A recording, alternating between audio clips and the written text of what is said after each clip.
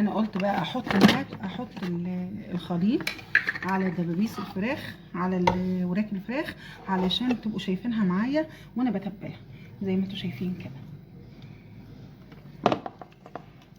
خلاص هنسيبها بقى كده لمده ساعتين اهي، لمده ساعتين تتبل في التتبيله. هنحطها في التلاجة نسيبها، وبعدين هروح معاكم بقى احط بقى ايه الفراخ في الفرن.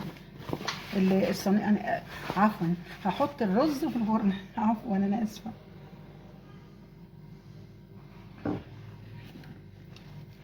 كده يا حبايبي هندخل بقى البراميل الفرن، وبعد كده ارجع لكم واوريكم بقى جمال الفراخ واوريكم جمال الايه الرز المعمر.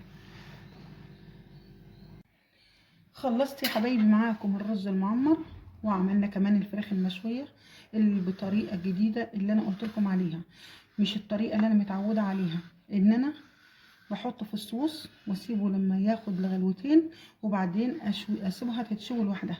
لا يا حبايبي، انا عملتها بطريقه جديده اللي عملتها قدامكم، وزي ما انتم شايفين كده الجمال ده. شايفين الرز المعمر؟ شفتوا الجمال ما شاء الله. وعملنا كده هنا الصوص الاخضر اللي بايه، الصوص بالزبادي والكزبره والنعناع. شايفين صوص في منتهى الجمال؟ شايفين القوام بتاعه؟ ده زبادي مع كزبره مع توم، خلطه كده جميله. هعملها لكم وانزل لكم في صندوق الواتس. شايفين في صندوق الوصف باذن الله عشان اعمل لكم واقول لكم على مقاديره. شايفين يا حبايبي؟ وعملنا السبانخ اللي بالطريقه الجميله اللي انا متعوداكم عليها، معوداكم على طريقه السبانخ اللي انا بطشلها تومه مع كزبره خضراء. وزي ما انتم شايفين كده يا حبايبي، ويا رب تعجبكم الوصفه، وقولوا لي يا حبايبي كده وعجبتكم الوصفه بقى اعملوا لي كده لايك. ومش هقول لكم بقى ايه تعملوا ايه تاني، لان انتوا ما شاء الله عليكم متابعيننا على طول وعارفين زينب سليمان اكلاتها وحاجتها ووصفاتها الجميله اللي انتم دايما متعودين عليها.